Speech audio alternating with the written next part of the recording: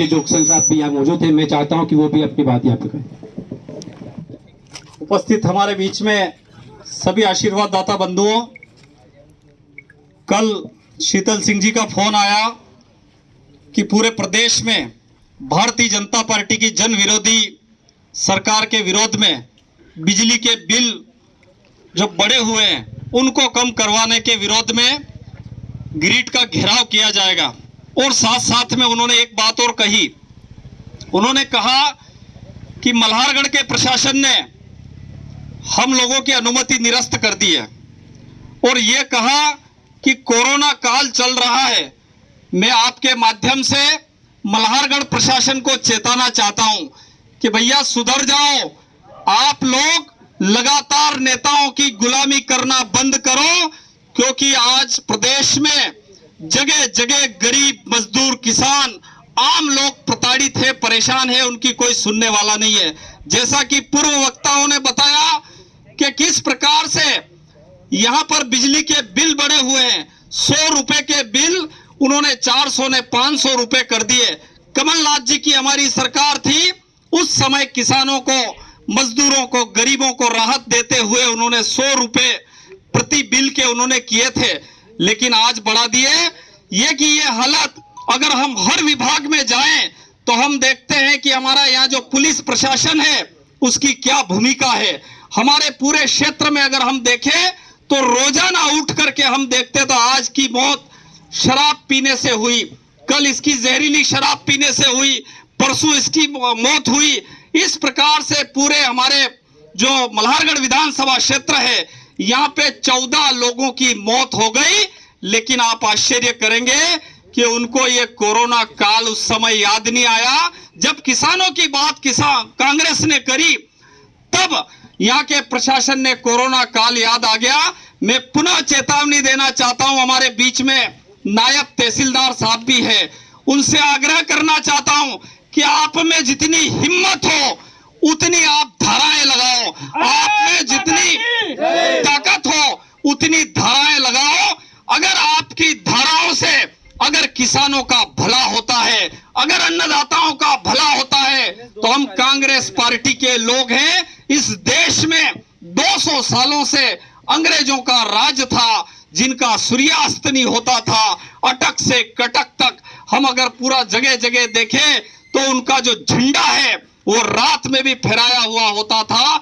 निश्चित रूप से सारे कांग्रेस पार्टी के पुराने हमारे नेताओं ने, महात्मा गांधी के नेतृत्व में युवाओं की फौज ने इस देश को आजादी दिलाई और इस देश की आजादी में हमारे बाबा साहब अंबेडकर ने संविधान में हमें यह व्यवस्था दी है कि अगर आप अन्नदाता किसानों के ऊपर अन्याय करोगे, अत्याचार करोगे, तो हम लोग धरना, प्रदर्शन, हड़ताल के माध्यम से आपकी सरकार का विरोध करेंगे।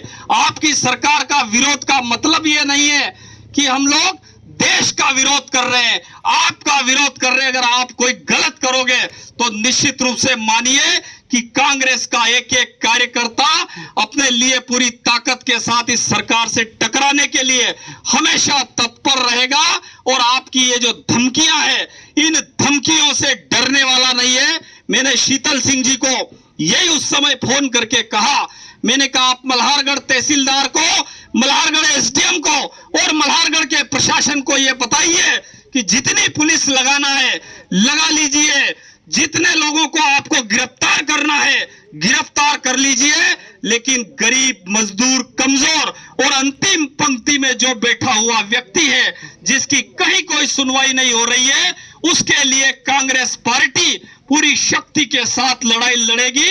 और आपके बहकाव में, आपकी धमकियों में हम लोग आने वाले नहीं है। मेरा पुनः अनुरोध है कि आज गैस के जो दाम है वो उठ पटांग हो गए हैं। जैसा हम सुनते थे कि अब की बार मोदी सरकार, लेकिन अब तो नया नारा हो गया है कि डीजल पेट्रोल 100 के पार, अब की बार मोदी सरकार। ये भारतीय जनता पार्टी ने दिया है। आज हमारी बहनें जिनको जो चूल्हे पर जो रोटी बनाना होती है, उनका जो 350 रुपए कांग्रेस के कार्यकाल में जो बिल था वो बढ़ा करके इन्होंने 1000 के करीब कर दिया है, 950 के करीब कर दिया है। मेरा पुनः अनुरोध है कि हम लोग यहाँ एक ज्ञापन दे रहे हैं, तहसीलदार साहब से अनुरोध है कि कि हमारा ज्ञापन व्यवस्थित तरीके से पहुंचाए। और निश्चित रूप से मैं पुनः यह निवेदन करना चाहता हूं कि कांग्रेस पार्टी का कार्यकर्ता कभी भी डरा है ना कभी डरेगा। इन्हीं शुभकामनाओं के साथ पुनः सब साथियों से अनुरोध करना चाहता हूं कि चाहे कोरोना काल हो, चाहे कर्फ्यू हो, चाहे कोई भी हो, लेकिन अगर किसी गरीब के ऊपर अन्याय होता है तो हम सारे आज जैसे इकट्ठे हुए, आपने एक मैसेज पर जो इकट्ठे हुए, उसी प्रकार से आप इकट्ठे होकर के इस प्रशासन से लड़ाई लड़े और निश्चित रूप से इसकी जो ईंट से ईंट आप लोग बजा दे। आने वाले समय में कांग्रेस की सरकार बनेगी। चूंकि मैंने 1947 का जिक्र किया है कि प्रशासन तो उस तरह का होता है कि जो 15 अगस्त 1947 के दिन जिस तिरंगे झंडे को देख करके सैल्यूट कर रहा था, उसी तिरंगे झंडे को 14 अगस्त 1947 के दिन अगर कोई तिरंगा झंडा ऊंचा करता था तो वही प्रशासन पकड़ के उसको जेल में डाल देता था। साथियों, चिंता करने की जरूरत नहीं है। यही प्रशासन पूरी शक्ति के साथ हमारे लोगों के साथ काम करेगा। धन्यवाद। जय हिंद, जय भारत, जय कांग्रेस।